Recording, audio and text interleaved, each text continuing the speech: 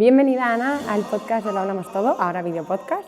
Tú y yo hablamos en diciembre de 2020, por aquel entonces estabas medio empezando, tenías 20.000 seguidores más o menos, y me acuerdo que te dije, llegará un punto que será difícil encontrar una entrevista contigo, o sea que mil gracias por hacernos este hueco, por estar aquí hoy con nosotras. ¿Cómo estás? Muy bien, y me hace mucha ilusión estar aquí porque además yo creo que la entrevista que te di en su día, precisamente por el momento en el que estaba, era de las primeras, o sea que muy contenta de volver aquí, además con todo el montaje, que la gente no lo ve, pero luego tenéis que grabarlo porque es un montaje bestial.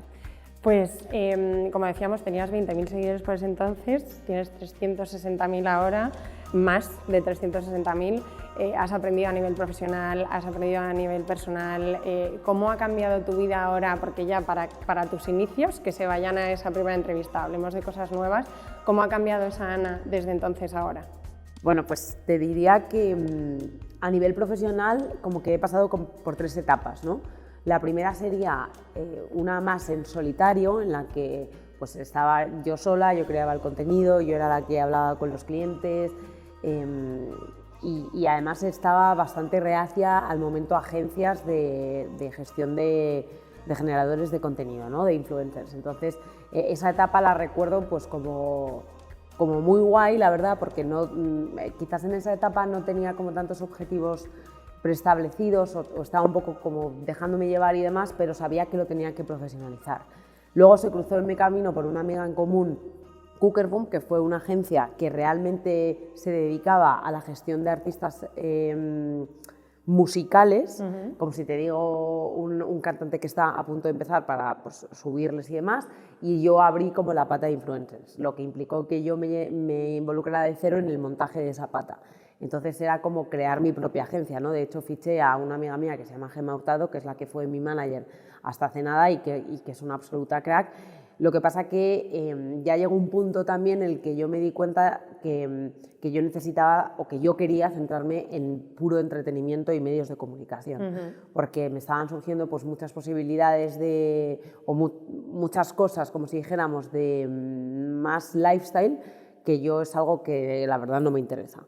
Entonces sabía que la forma de hacerlo era pues, buscando a alguien específico en eso, ¿no? Y es Keeper Experience, que es la agencia de Chuso, y al final también se ha dado, pues, a raíz del podcast, como todo de una manera muy orgánica, ¿no? Entonces te diría esas tres etapas y las destacaría un poco en cuanto a aprendizaje. Te diría que pues, lo que más he aprendido es que nunca me equivoco cuando me fío de mí misma. Y cuando vuelvo al por qué estoy haciendo todo esto y hacia dónde quiero llegar, o sea, cuando vuelvo a la base, sé que nunca me equivoco y todas las veces que no lo he hecho, he cometido un error. Y a nivel personal, bueno, pues también han pasado muchas cosas, o sea, me he casado, he sido madre, todo con la vorágine laboral, ¿no? Que implica, pero la verdad es que yo disfruto mucho de todas las etapas siempre y para mí ha sido un viaje súper ilusionante. O sea, que es verdad que o sea, han sido como muchas vorágines juntas, sí. y mezcladas y revueltas. Sí. Cuando hablamos en ese momento, que te lo decía antes, estabas justo en un momento de empezar cosas, de todo esto que luego te ha pasado después. Sí. Ahora has trabajado con marcas como Line, Nike, un montón de marcas súper grandes reconocidas, siempre adaptándolo a tu manera de ser y a tu manera de hacia dónde quieres llevar las cosas. En ese momento habías hecho un crowdfunding como para empezar lo que era el show de Britten, sí. que un poco también basado en el show de Ellen, que a mí me encanta también, soy un súper fan, y va un poco por ese lado. Ahí no te funcionó como estabas esperando. ¿Qué aprendiste de eso? O a una persona que tenga un poco la misma situación, ¿qué le dirías? Que a mí me dijiste en su momento, además también, oye, no vayas por ahí porque es por donde te la puedes meter. Sí, bueno, mi principal aprendizaje, yo la verdad es que gestioné muy mal el dinero que recaudé y fue fruto precisamente de esa inexperiencia de que no supe invertirlo bien. Por ejemplo, yo en ese momento, pues por coincidencias de la vida, pero bueno, de todo se aprende, pues confié en una persona que en vez de darme buenas directrices y, por ejemplo, decirme que lo inteligente hubiera sido alquilar o subcontratar a terceros todo lo que es la producción, pues que es luego lo que acabé haciendo, en un primer momento, pues de repente me vi envuelta en que yo compré todos los equipos, todas las cámaras, todas las cosas, cuando realmente eso a largo plazo no se iba a amortizar para al menos tener un primer proyecto, ¿no? Entonces, el primer aprendizaje ahí sería rodéate de gente que realmente es profesional y que sabe de lo que hace y que tiene experiencia en ello, ¿no? O sea, muchas veces está muy bien tirar de contactos personales y que te ayuden, pero quizás si quieres hacer algo bien, es muy importante hacerlo de la mano de alguien que realmente sepa. Y por otro lado, te diría el siguiente consejo que yo tampoco hice, porque yo soy muy kamikaze, pero en otras áreas de mi vida quizás sí que lo haya aplicado, es que quizás me apresuré, ¿no? O sea, quizás quería empezar la casa por el tejado y entonces decidí tener un show sin saber ni qué show, ni qué formato, no me estudié otros formatos. Entonces, en ese sentido, mi consejo sería investiga qué quieres, cómo lo quieres, por qué lo quieres, habla con gente, piénsalo muy mucho antes de tomar ninguna decisión. Porque muchas veces creo que a nivel emprendimiento, que yo creo que es un poco por donde vas, la gente se cree que emprender iguala a ser exitoso, ¿no? Porque quizás las referencias que tenemos o la gente que habla de emprendimiento es gente a quien le ha ido bien, pero en ningún caso emprender es sinónimo de tener éxito. Al revés, yo te diría que hay un 90% de fracasos y un 10% de éxito, que no significa que sea algo malo, porque para mí el fracaso es una forma de aprender, ¿no? Pero sí que creo que la gente antes de emprender creo que debe saber muy bien lo que te digo, por qué lo hace, cómo lo va a hacer, por qué lo va a hacer y seguir un poco los pasos siendo consciente. Y también le diría a la gente que no se tirara a la piscina, venga, pues dejo mi trabajo y me pongo a hacer esto. No, o sea, paso a paso, piano a piano, que vayan un poco, ¿sabes?, viendo a ver cómo lo pueden hacer, compaginando trabajando por cuenta ajena y emprendiendo, y luego ya, si ven que funciona, que se lancen. Pero no todo a la primera, en plan, porque te estallas contra un muro. Has currado como una jabata, te tomas además súper en serio, aunque tu trabajo va de humor, soy consciente de que te tomas súper en serio tu trabajo y que eres muy curranta, que tenemos muchos amigos en común que además lo corroboran, pero es que creo que además muchas veces se dice eso de que la suerte te pilla trabajando, ¿no? Pero en tu caso creo que además has sabido cómo explotarlo. ¿Tenías muy claro hacia dónde querías llegar del que hablas o te has ido también dejando asesorar por el camino? No, siempre, o sea, yo creo que te diría que lo que tenía claro quizá es cómo me quería sentir yo, ¿no? O sea, pasármelo bien, pues explotar mis dones, un poco más la parte emocional, más allá de qué concretamente quería conseguir, pero también en ese aprendizaje de cosas que he ido haciendo, que no he ido haciendo y demás, pues he ido creando ese camino, ¿no? Y en ese camino, efectivamente, yo siempre pido opinión y hay muchas que las apunto, como digo yo, en el cuaderno de cosas que me importan una mierda, y luego hay otras cosas pues, que sí que valoro y que las tengo muy en cuenta. Yo creo que lo más importante que he hecho y que creo que es la clave quizás de este éxito, y hago así porque a lo mejor lo que yo percibo como éxito no es lo que otra persona puede percibir como tal y demás, es que yo me he mantenido muy fiel a lo que yo quiero, hacia donde yo quiero ir, cómo me quiero sentir, cómo quiero hacer sentir, y para mí eso es algo en lo que soy muy intransigente, ¿no? O sea, si digo que no voy a hacer una cosa, es que no, y sé por qué digo que no. Y creo que en eso hay que saber mantenerse y ser muy fiel a ti. Y a esos sueños, claro. Y la siguiente pregunta va un poco relacionada con eso, porque escuché en una entrevista que te hicieron que dijiste que algún mes habías cobrado más que años tienes. Sí. No me voy a meter en tu edad, pero por otro lado también, hablando con otra persona, me hablaba de una influencer a la que su padre le hacía mucho hincapié en que generara todo lo que pudiese ahora porque nunca sabe lo que va a pasar después, ¿no? Entonces que cogiera todas las colaboraciones, que hiciera todo lo que pudiese porque luego no se sabe lo que va a pasar. ¿En tu caso es así o lo cuidas? No, yo por ejemplo he dejado de ganar mucho dinero por dos cosas. La primera porque no vendo mi vida privada y la segunda porque soy muy fiel a que yo hago humor, y la marca que me intente meter su campaña con calzador es como que no, o sea, de verdad que no va a pasar. Y soy de verdad inflexible, o sea, soy como un guerrero de la película de 300, pues esa soy yo. Y luego, por otro lado, te diría que yo misma yo misma vivo con ese miedo, es decir, yo soy consciente de la suerte que tengo de vivir esto que estoy viviendo hoy, pero también sé que nada es para siempre y que de alguna manera vivo con el miedo a que se acabe, ¿no? Pero también confío mucho en el destino, creo que lo que estoy haciendo hoy me va a llevar a donde esté mañana y confío mucho en que, un poco siempre menciono el speech de Steve Jobs en Stanford que dice que todos los puntos se conectan para llevar al punto en el que él crea Apple, ¿no? Pues yo como que confío mucho en eso, entonces yo también te digo, ¿yo me veo a mí misma haciendo vídeos en Instagram dentro de 20 años? Pues no, ¿sabes? Entonces, por un lado me da miedo, porque me va muy bien, pero por otro lado también como que abrazo esa incertidumbre porque confío en que vendrán cosas mejores. ¿En que crearás tu Apple? Efectivamente, el Apple de Britain. Hablando de ese éxito, que es lo que decías tú, ¿no? A lo mejor lo que tú entiendes por éxito, Sí. pero bueno, lo que a los ojos de la gente es éxito, que al final es poder, yo creo, dedicarte a lo que te gusta y vivir bastante bien de ello, Sí. Y en tu dominación mundial y demás, nos hacían una pregunta que me parece muy graciosa, es que si te has vuelto un poco celebrity en cosas como, ok, voy a este viaje, pero me ponéis unas sábanas de raso. No y para nada, porque yo, gracias a Dios, he podido vivir todo lo que estoy haciendo desde el otro lado. Yo he estado en agencia de comunicación, yo he estado en producción audiovisual, yo he estado en organización de eventos, entonces al estar ahí sé el trabajo que hacen esas personas, entonces al revés, soy la más simpática de todas, la más cariñosa.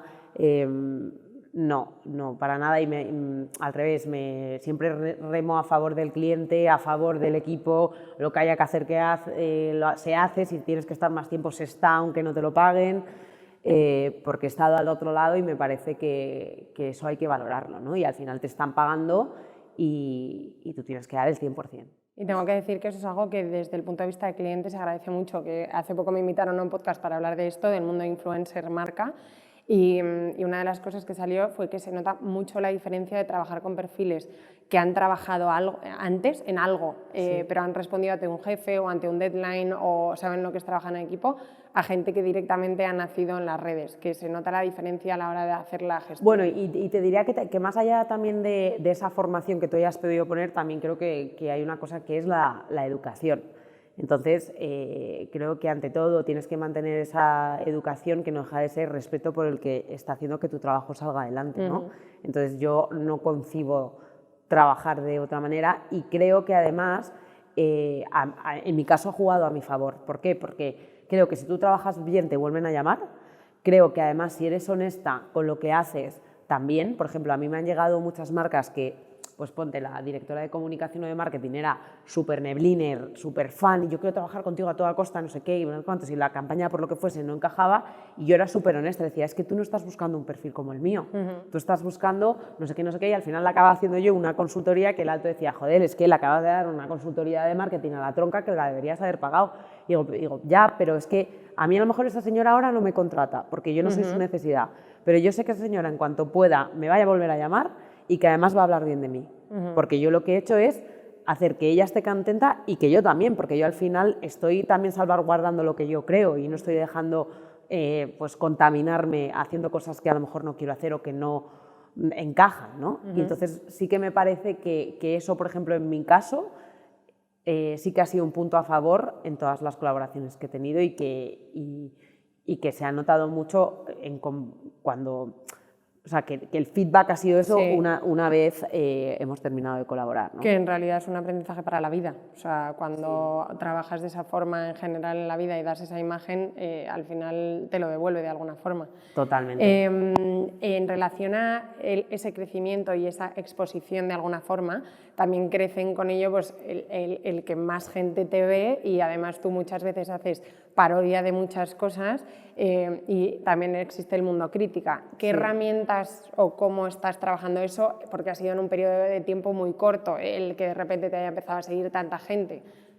Hombre, yo creo que siempre digo que al final las críticas me afectan hasta un punto, ¿no? También depende del estado anímico en el que yo me encuentre, pues a lo mejor hay veces que me afectan más y otras que no me afectan nada.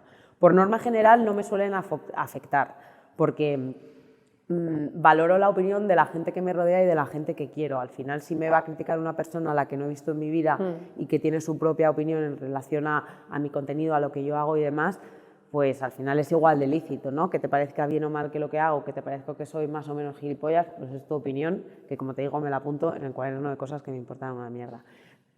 Ahí siempre pongo mucho hincapié que yo le doy prioridad a las cosas que realmente la tienen.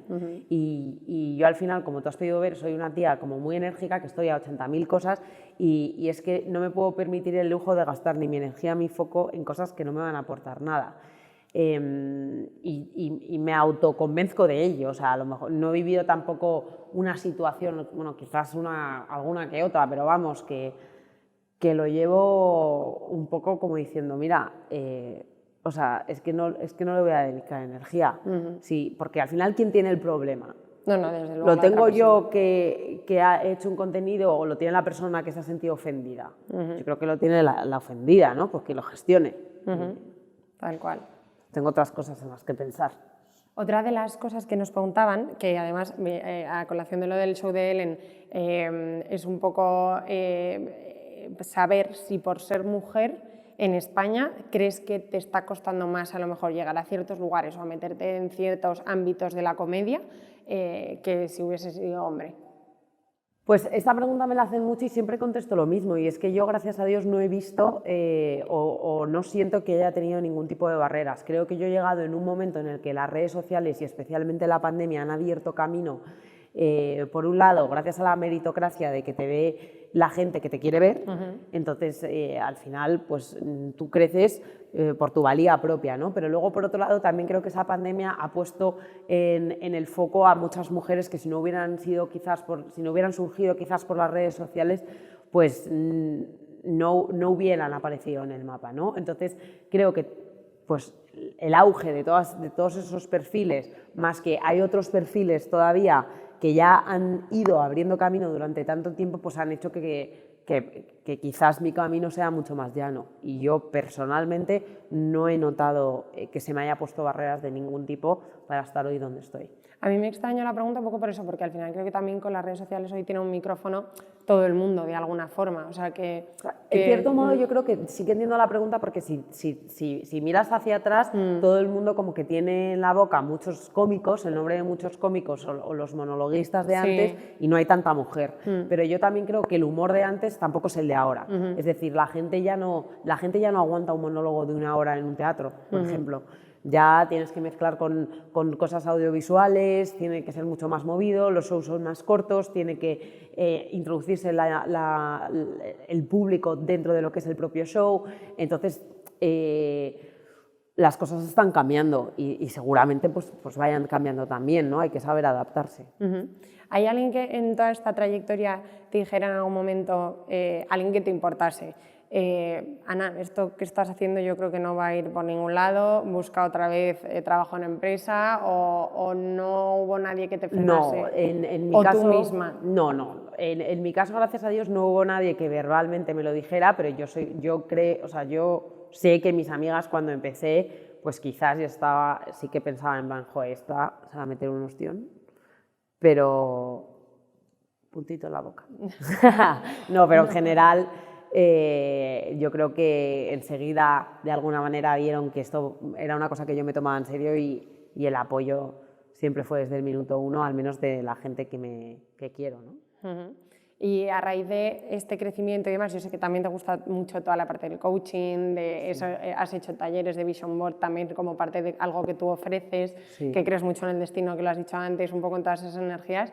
¿Te ves cambiando un poco rumbo hacia también ese tipo de cosas de coaching, más de psicología, etcétera? Hombre, psicología es una palabra muy grande y no sé si psicología como tal, pero sí, desde luego es algo que me llama la atención porque, como tú bien has dicho, es algo que yo he consumido y que consumo mucho, pero no quiero dejar de lado la comedia porque de cierta manera me parece terapéutica.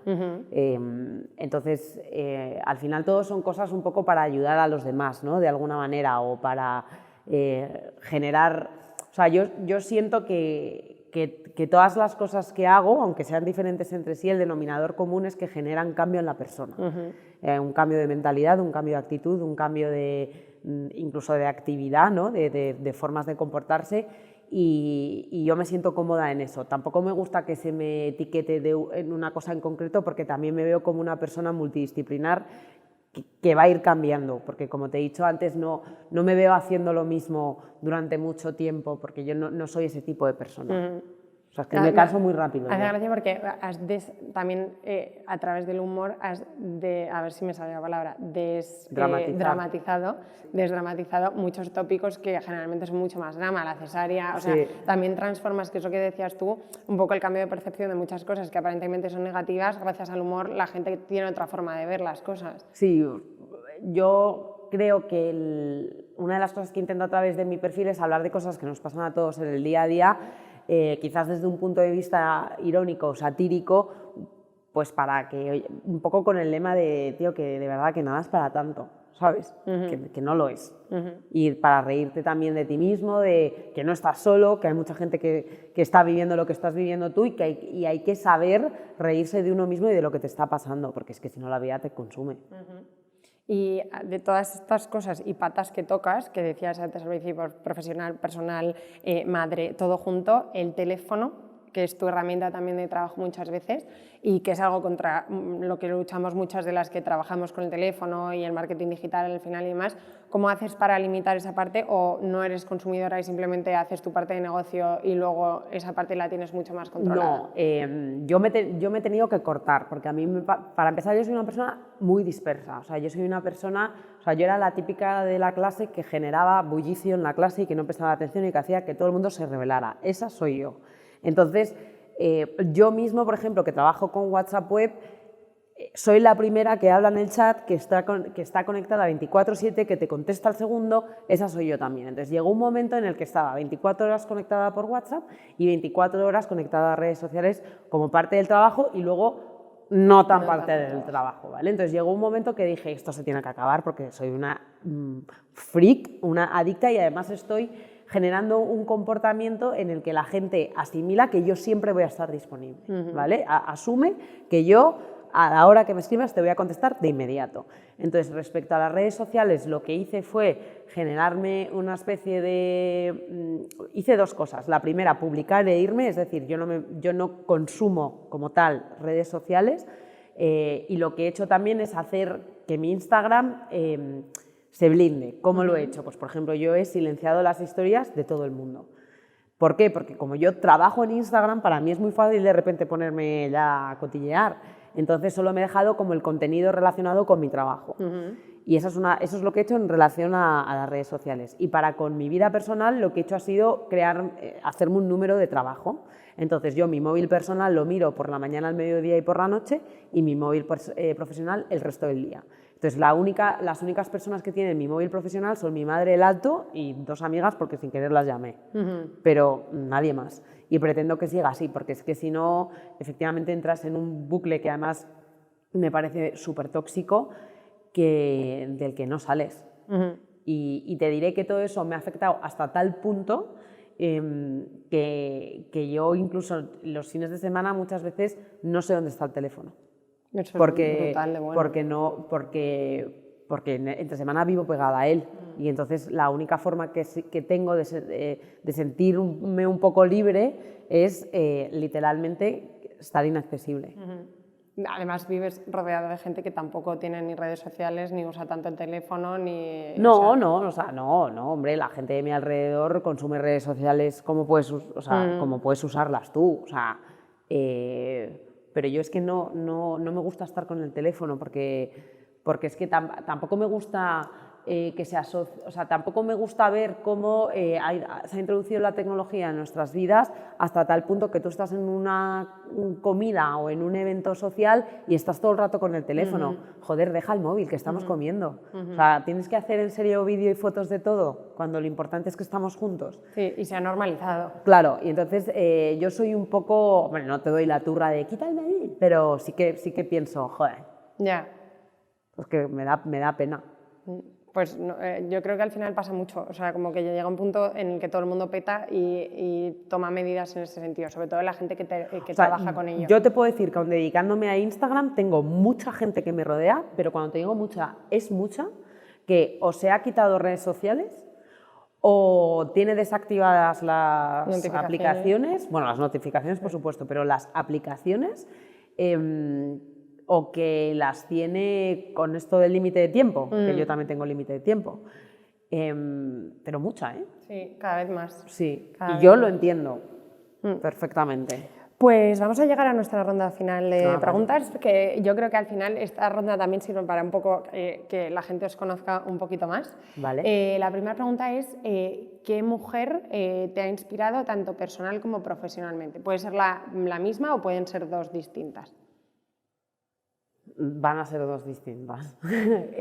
La personal, claramente, mi madre, que yo creo que, bueno, aparte de que tenemos una relación muy especial porque yo no tengo padre y las dos pues, vivimos con mis abuelos y vivimos juntas, pues eso, pues el declive económico, familiar, la enfermedad de mis abuelos y que eso nos unió un montón. Yo creo que mi madre ha hecho mella o me ha dejado como mucha huella en muchas cosas. Y destacaría tres. La primera, el tesón. O sea, yo siempre he visto, tengo una imagen de mi madre todo el rato estudiando, trabajando, estudiando, hasta tal punto que cuando yo era pequeña y me preguntaban, ¿tu madre qué hace? Yo decía, mi madre estudiar, o sea, se dedica a estudiar. Entonces, te diría la perseverancia y el tesón. La segunda, la ilusión por todo. O sea, mi madre se está tomando una Coca-Cola y está, ¡ah, qué rica la Coca-Cola! Va andando, ¡ay, qué día más bueno! O sea, todo lo agradece, todo se vive como con mucha ilusión en mi casa. Y la tercera, el creer en los sueños, ¿no? O sea, a mí siempre como que me han incitado a creer en los sueños y a esa parte que yo también he empapado, que es todo el desarrollo personal, ¿no? La importancia del desarrollo personal. A nivel profesional me es más difícil elegir, pero te diría que a nivel de referente elegiría a Silvia Abril, porque me parece también un perfil muy multidisciplinar, porque te puede hacer desde una película dramática hasta un monólogo, hasta presentarte un programa, hasta hacer teatro, tele, o sea, de todo. Y luego además ella como persona es súper payasa. Entonces yo me identifico mucho con esa personalidad, ¿no? Y entonces te diría esas dos. O sea, que eres payasa en tu día a día. Sí, soy payasa. Sí soy. Sí soy. Sí soy. ¿De qué no se habla que te gustaría que se hablase más? ¿O se habla poco y te gustaría que se hablase más de ese tema? Quizás te diría de la responsabilidad que tenemos cada uno de elegir nuestro destino y de ser responsables de lo que nos está pasando. O sea, creo que generalmente todos tendemos a echar balones fuera en cuanto a la situación en la que estamos viviendo y no nos hacemos responsables de que eso que nos está pasando es fruto, estoy hablando sobre todo a nivel laboral, no tanto a nivel personal. Y en lo personal más o menos también, pero dejo de lado y absolutamente todo el tema relacionado con salud, que oye, pues si te toca una enfermedad, te toca, ¿no? Pero cuando se trata, por ejemplo, de relaciones en el tema personal, muchas veces me parece que la gente se queja mucho y hace muy poco. Tú eres responsable de que eso te esté pasando y el único que puede hacer que eso cambie eres tú. Y me parece que de eso se habla poco. Está también, te digo, muy ligado a la parte de desarrollo personal, conocerse a sí mismo y demás, pero creo que poco se habla de los responsables que nos hacemos con las cosas que nos pasan. Me parece muy buen punto. De hecho, gente que empieza a trabajar en su desarrollo personal empieza a, en vez de ver a lo mejor en equipos a gente que se queja, a ver como qué puedo hacer yo para que eso que está pasando y que la gente se está quejando a lo mejor es mi responsabilidad de alguna forma. Sí, ¿no? sí, entonces, total. creo que es importante. Y esto se llama Lo hablamos todo, entonces al final siempre preguntamos una conversación que te haya marcado en tu vida.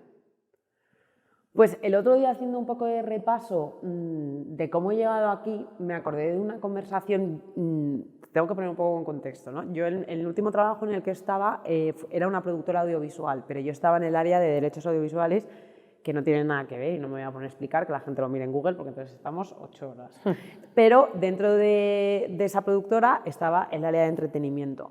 Y el área de entretenimiento básicamente es crear formatos de entretenimiento e intentar venderlos. Una vez se venden, ya se desarrolla lo que es la producción de ese formato, ¿no? Y yo me llevé muy bien con el director de entretenimiento, que se llama Ferran, y yo, pues eso, llegaba todos los días y contaba mi monólogo de turno de algo que me había pasado. Me lo invento, había visto un documental de veganos y yo llegaba al siguiente diciendo que yo era vegana, porque claro, qué fuerte los veganos, no sé qué, mi monólogo. Y al día siguiente que ya no era vegana, porque coñazo soy vegano. Pero me marcaba mi monólogo. Y entonces yo, que estaba en una productora, todo el rato le hacía la broma a Ferran y decía, es que no entiendo por qué estando en una productora no me podéis hacer a mí un programa como Ellen DeGeneres, que más os da, si estoy una cachonda, os estoy animando todo el día al cotarro, es que esto es trabajar gratis, no sé qué, no sé cuántos. Y ya cogió y le dije yo, a ver, y me dijo, ¿tú de verdad quieres hacer eso? Y le dije que sí, que te lo digo en serio. Y me dice, vale, pues te voy a decir lo que tienes que hacer. Tú tienes que crearte un perfil en redes sociales y hacer vídeos de lo que tú quieras. Y el día de mañana, si tú llegas a mucha gente y realmente se te da bien eso que tú quieres hacer, vendrá alguien y te producirá el programa que tú quieras producir, que puede ser desde cocina hasta de coaching, hasta de deporte o de, en tu caso, de humor. ¿Por qué? Porque eso será tu videobook y tú realmente entregarás un currículum que justificará por qué te tienen que hacer el programa a ti y no a otros perfiles. Y el otro día pensando dije, joder, qué razón tenía Ferran. Porque ahora, por ejemplo, que me están surgiendo esas cosas, o sea, yo realmente fue una conversación que no me cambió la vida, pero sí quedó en el subconsciente. Que en ese momento a lo mejor ¿sabes? no te tomaste tan en serio, Sí. pero luego viéndolo con perspectiva... O sea, no, sí que se me quedó, pero hizo como pozo, como que se quedó detrás. O sea, no era una cosa a la que yo recurría todos los días, pero creo que sí que se me quedó detrás y que en el fondo yo dije, yo voy a hacer lo que dice Ferran y voy a demostrar que yo voy a tener un show. Y no, bueno, todavía no tengo un show como el de Ellen DeGeneres, ¿no? Pero, oye, tengo Poco se habla con Chuso Jones, que somos de los podcasts más escuchados de España, ¿no? Entonces, sí que te diría que esa fue una de las conversaciones como que quizás ahora recuerdo con más cariño, sobre todo porque me ha demostrado que si yo me pongo lo consigo, ¿sabes? Y entonces como que yo creo que de manera inconsciente me lo propuse y estoy en el camino de que eso pase, ¿no? Y me parece como muy bonito. Sí. De que sí. Pues millones de gracias y ahora te digo yo por haber venido a este humilde podcast, como decís siempre vosotros, agradecerte, vamos, infinitamente y estoy segura de que la gente que nos escucha también, haber sabido un poquito más de ti y que nos hayas contado un poco más también donde ya veremos cuál es tu Apple y hasta dónde llegas, pero estoy segura de que será súper lejos. Britton Robbins. Muchísimas gracias a ti. Nada, gracias a ti, Ana. Y hasta aquí esta charla tan interesante. Espero que la hayáis disfrutado y os haya aportado tanto como a mí. Os recuerdo que podéis encontrarnos en plataformas de audio como Spotify o Apple Podcast, entre otras, en vídeo tanto en YouTube como en Instagram y TikTok, y también en esos mismos canales esperamos vuestras preguntas, temas e ideas para nuestras próximas invitadas. Te esperamos en el próximo episodio.